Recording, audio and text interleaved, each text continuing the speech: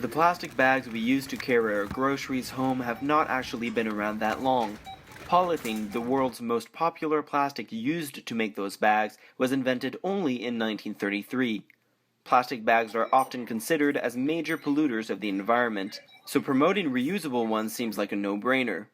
Alex Tyrell is the leader of Quebec's Green Party. He's all for Mayor Coderre's proposed ban of plastic bags in Montreal by 2018. So the Green Party of Quebec is strongly in support of the plastic bag ban in Montreal.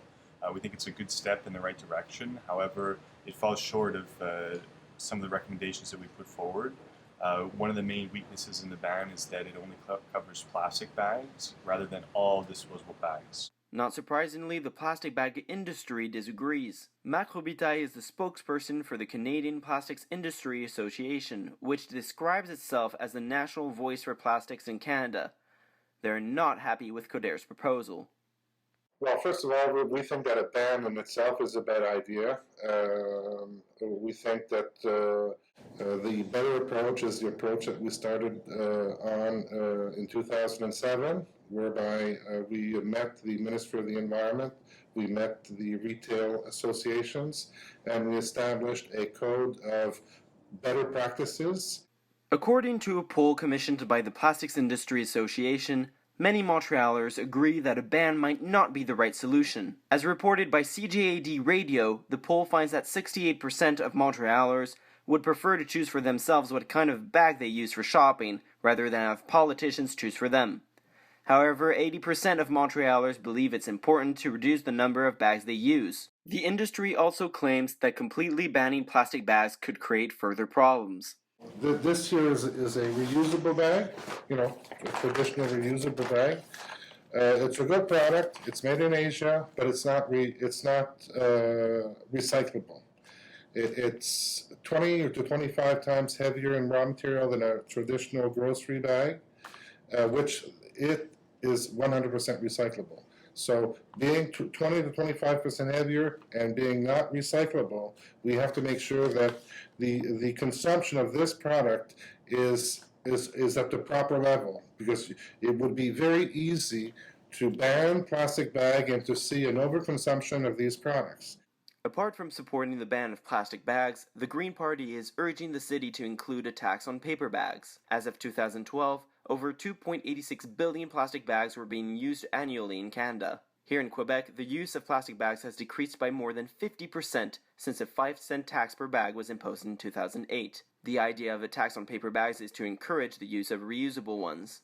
The way that we propose implementing this is that starting in 2016, the plastic bags would be banned, and then the paper bags would be have a tax added to them, a 10-cent tax in the first year, and then 20, 30, 40, and 50 cents in the years going forward.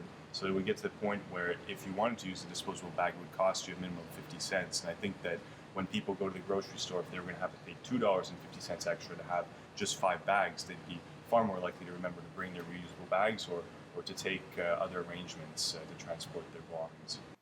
According to industry spokesman Robitaille, most reusable bags are made in China, while most plastic bags are made in Canada.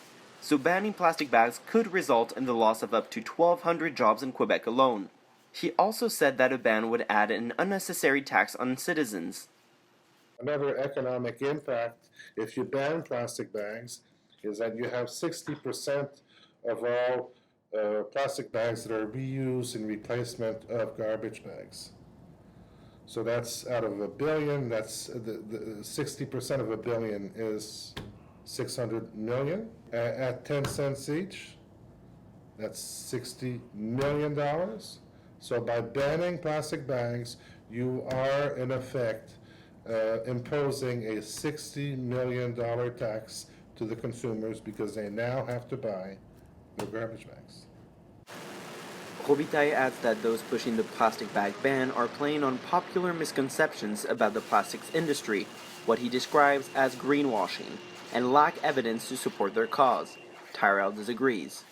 At the public consultation, I saw some of the people who were arguing against the ban, and they were almost 100% people who were paid by the plastic industry, so like things like Association of Plastic Producers and those kind of things. And they would go up there and argue about how banning plastic bags is going to be detrimental to jobs, for example. And the reality is that like a lot of the bags we consume in Montreal are actually made elsewhere and imported.